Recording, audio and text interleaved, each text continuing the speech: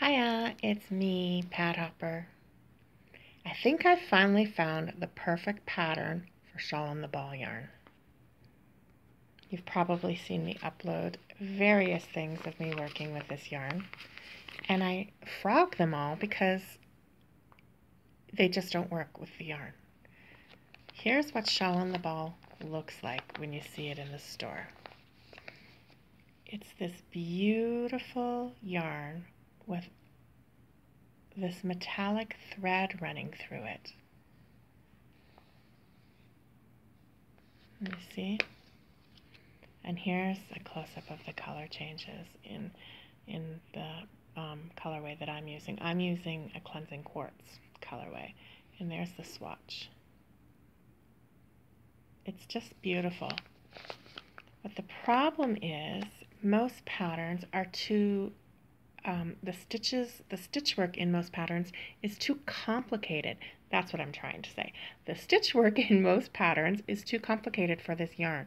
You need to find a pattern with very simple, elegant stitches so that the yarn can be the star instead of the stitchwork being the star. And I think I finally found the perfect pattern. And this is the Vagabond Shawl created by Purple Iguana.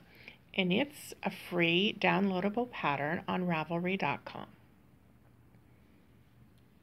I just love how it shows off the vibrancy and sparkliness and colorway. It's just the perfect yarn for this project. And it's the perfect project for this yarn. Wonder if she had it in mind.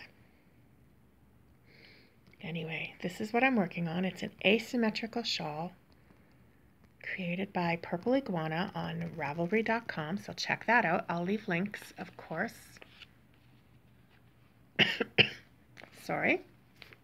And if you're no good at reading patterns, don't fret, because Fiber Spider has a tutorial on how to make this asymmetrical shawl on his YouTube channel.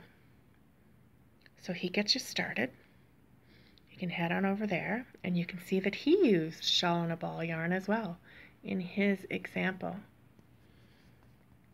It's just the perfect pattern for this yarn. And here is the completed Vagabond Shawl. Vagabond Scarf.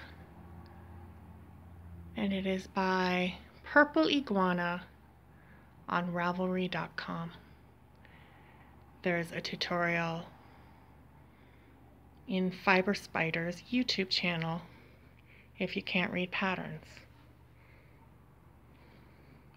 I don't know how many bits of yarn I used because my shawl on a ball yarn has been from another project, so it was wound in a ball.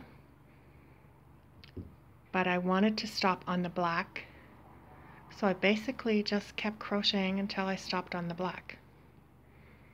And here it is, all finished, looking sparkly, and I can't wait to wear it. Thanks for watching.